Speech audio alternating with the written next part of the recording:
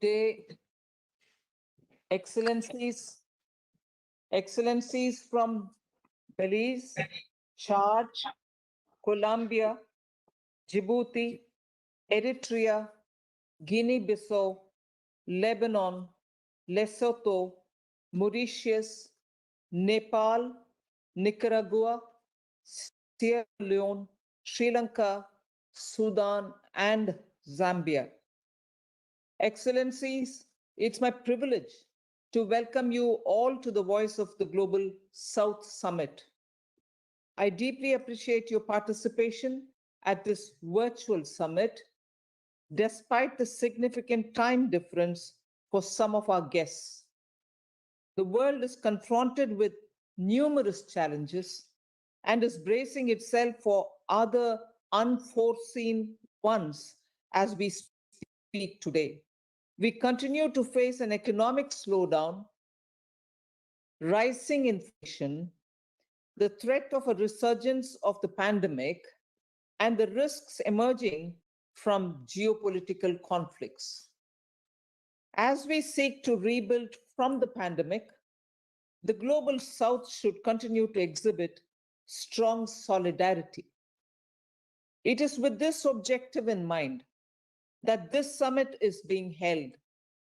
The pandemic, the climate change, and geopolitical tensions have affected efforts for development and economic growth, especially in the case of small states, which have been the hardest hit during the pandemic.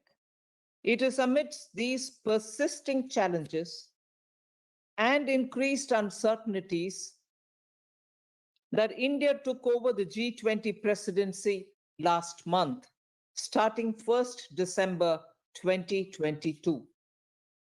With its broad-based agenda setting and consensus-based decision-making process, the G20 has become the most significant platform to deliberate on and address global economic issues. In recent years, the G20 has helped the world navigate through multiple shocks and continues to provide guidance on economic coordination. India intends to take the legacy forward and further build on it to make it even more relevant, especially for the Global South. India's G20 presidency is an opportunity as well as a responsibility to encourage collective solutions and rebuild trust in multilateralism. Our theme for the G20 presidency is Vasudhaiva Kutumbakam, which means one earth, one family, one future. While unveiling the theme, Honorable Prime Minister Mr. Modi emphasized the importance of Indian presidency in offering a ray of hope for the world, while maintaining close relations with developed countries. India is keen to put forward the point of view of the Global South, our co-passengers on the path of development for decades.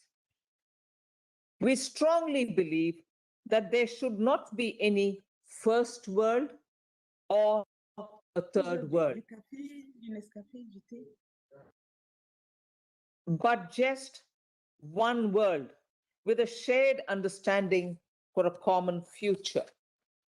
In this background, India has taken this opportunity to organize the present summit to enable an exchange of ideas which would provide valuable input to progress towards our collective goals. I'm hopeful that today's session will be a stage for us to exchange views and ideas towards building a common understanding. It would also enable me, especially as the lead of the G20 finance track, to reflect on common issues affecting our economies and incorporate them in relevant G20 discussions. The finance track brings together representation from the ministries of finance and central banks. It enables discussion on a range of issues of global relevance, such as the international financial architecture, sustainable finance, international taxation, and financial inclusion, among others. Coming to the theme for today's session, financing people-centric development. India's approach to development is inclusive and people-centric and is marked by respect, diversity, care for the future, and sustainable development. India's development partnership initiatives, particularly capacity building, form a core element of our foreign policy. Its capacity building initiatives have emphasized critical drivers of people-centric development like digital transformation, good governance, education, financial inclusion, healthcare delivery, heritage conservation, and lifestyle, among others. For decades, India has been at the forefront of development cooperation. In the forefront of development cooperation efforts in myriad sectors through grants, lines of credit, initiatives under the Indian Technical and Economic Cooperation Program, small development projects, technical consultancy, and disaster relief, and also humanitarian aid. Our development cooperation projects are becoming role models for knowledge sharing and capacity building in other countries of the global south. India appreciates the role of international financial institutions and multilateral development banks in enabling the global economy to deal with numerous challenges. However, the unforeseen hardships that the pandemic posed for the world have exposed vulnerabilities at all levels and shown that a major scale-up of response mechanisms is required. We must explore mechanisms so that the support provided by these institutions is responsive to country-specific needs, sustainable as well as scalable. We believe that strengthening multilateral development banks is a key to addressing the global challenges of the 21st century.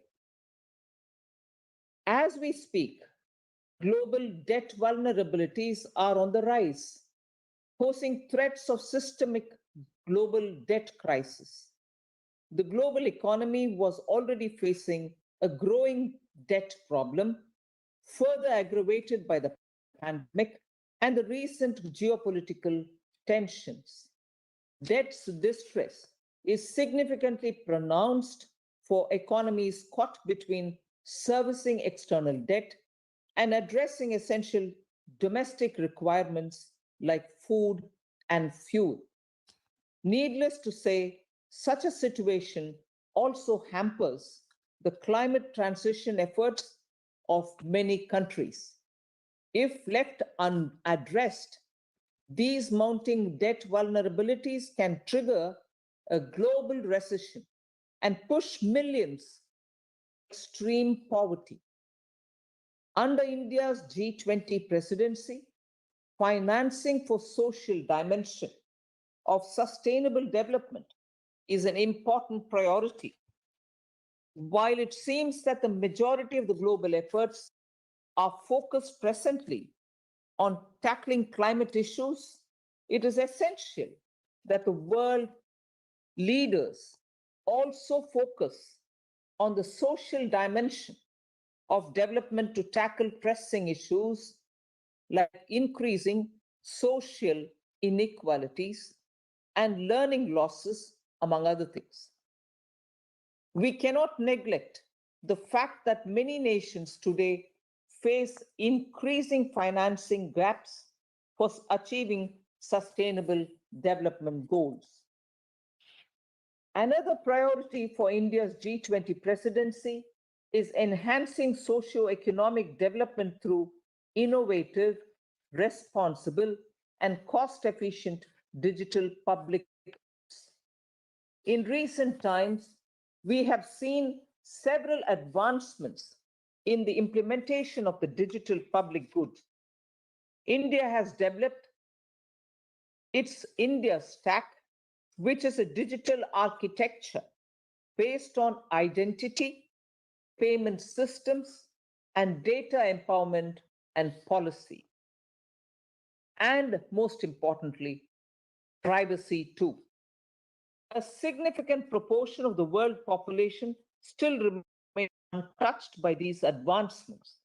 The India Stack, which is a collection of technology products and frameworks, has not only brought India's population of 1.4 billion into the digital age, but can also become a valuable tool for the global South in the future. Honorable Prime Minister of India launched India Stack.Global in July 2022 as a single repository of all digital public goods which can be applied in any country. Innovation in the fintech space can be a game changer for financial inclusion efforts. Ingenious ideas in this area can potentially expand access to finance for small and medium enterprises. However, this would need work on our part to increase digital financial literacy, awareness, and also digital financial management skills. India aspires to contribute to socio-economic reforms globally through the G20 platform during its presidency. India stands ready to share its experiences in critical areas such as the use of digital tools and financial inclusion initiatives to augment global efforts in the financial sector. While there are numerous areas where India has made steady and significant advancements, we still have many problems to resolve. Many of you face similar challenges. By sharing both our concerns and our innovations, we can prepare for a better future for all of us. I invite you all to share your views and ideas on issues of mutual interest, your specific circumstances, challenges, and needs. I also look forward to hearing about unique experiences and initiatives in your countries that have contributed to making the lives of the people better. Your input and your views will provide valuable guidance towards collectively working for a better tomorrow. Thank you.